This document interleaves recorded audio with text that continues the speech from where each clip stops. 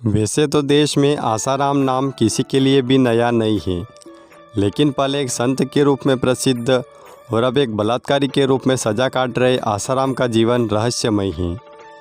साथ ही उनके एक आम व्यापारी से संत और वहां से एक अपराधी बनने तक के सफ़र को जानना चौंकाने वाला भी है।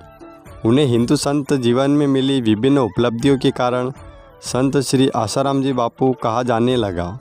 भारत और बाहर कई देशों में भ्रमण करते हुए उन्होंने अपने सत्संग के माध्यम से वेदांत, अध्यात्म, भक्ति और मुक्ति का प्रचार प्रसार किया। उनकी ऑर्गेनाइजेशन पिछले 42 वर्षों से कई समाज सेवा और चैरिटी का काम कर रही थी। संस्था के दुनिया भर में 350 आश्रम हैं, जिसका मुख्यालय अहमदाबाद में है। योग सेवा समिति इन आश्रमों को संभालती है। इसे 1200 से भी ज़्यादा क्षेत्रीय समिति के साथ संचालित किया जाता रहा है। आसाराम के ट्रस्ट की वार्षिक कमाई लगभग 400 करोड़ है। वास्तविक आंकड़ों की संख्या इससे भी ज़्यादा होने की संभावना है।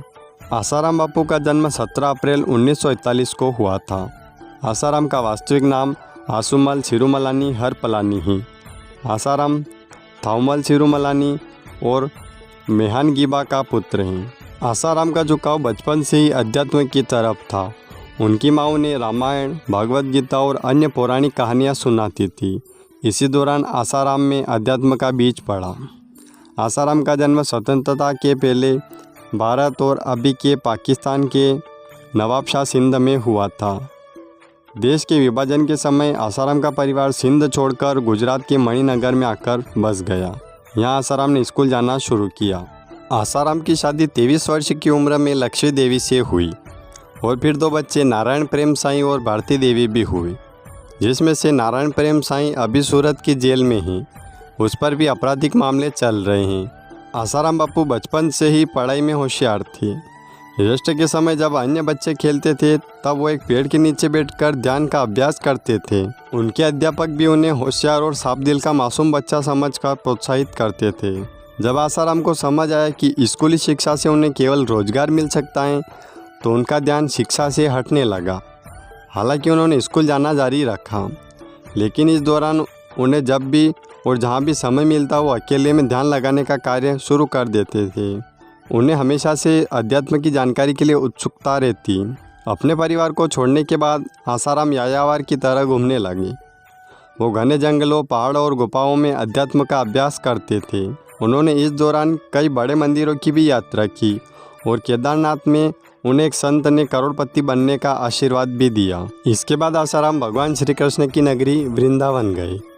वहाँ उन्हें स्वामी लीलाशाह जी महाराज के आश्रम जाने की प्रेरणा मिली। उन्हें गुरु दर्शन के लिए आश्रम में 40 दिन का इंतजार करना पड़ा। इसके बाद वहाँ उन्होंने समर्पित भाव से अपने गुरु की सेवा की। लीलाशाह जी ने आसाराम की 30 दिन और परीक्षा ली और आखिर में उन्हें अपना आशीर्वाद दिया। लीलाशाह जी ने उन्हें घर वापस लौटने और वहीं से अध्यात्म का अभ्यास करने को कहा। घर वापस लौटने के लिए उन्होंने मोती कोरल की ट्रेन पकड़ी, लेकिन तब भी उनका दिमाग सिर्फ अंतिम सत्य पर केंद्रित था। उन्होंने नर्मदा के किनारे ध्यान करना शुरू किया। एक लोकल संत श्री लालजी महाराज उनके आध्यात्मिक भाव से प्रभावित हुए और उन्होंने आसाराम के लिए रामनिवास के दत्त कुटीर में रहने की व्यवस्था की। आसाराम ने यहाँ पर 40 दिन का अनुष्ठान किया।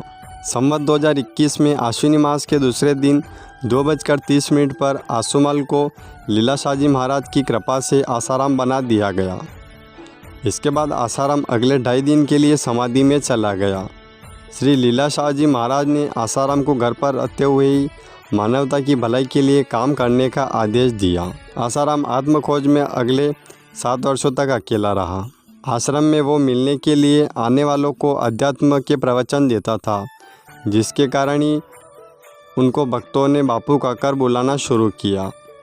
आसाराम से बापू बने आसुमल ने दिशा, नारेश्वर धाम, हिमालय और माउंट आबू जैसी जगहों पर एकांत में समय बिताया।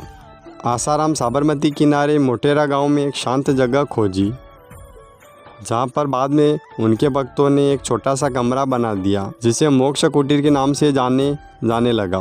धीमे धीमे मोटेरा आने वाले श्रद्धालुओं की संख्या बढ़ने लगी और ये छोटी सी जगह एक बड़ा आध्यात्मिक स्थान बन गया।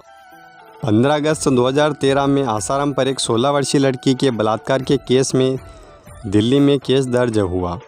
रिपोर्ट के अनुसार लड़की के बीमार होने पर उसे आसाराम के आश्रम में ले जाया गया था, जहां उसे पूजा अर्चना ठीक से किया जाने वाला था। सत्संग के बाद उस लड़की को जोधपुर से 20 किलोमीटर दूर आश्रम में ले गया और वहीं आसाराम ने ये कुकर्म किया। लंबे समय में जेल में बंद आसाराम को अब उम्र भर के लिए ही जेल में बंद रहना होगा, क्योंकि इन्हें हाल ही में एक अदालत ने रेप केस मामले में उम्र कैद की सज़ा सुना दी है।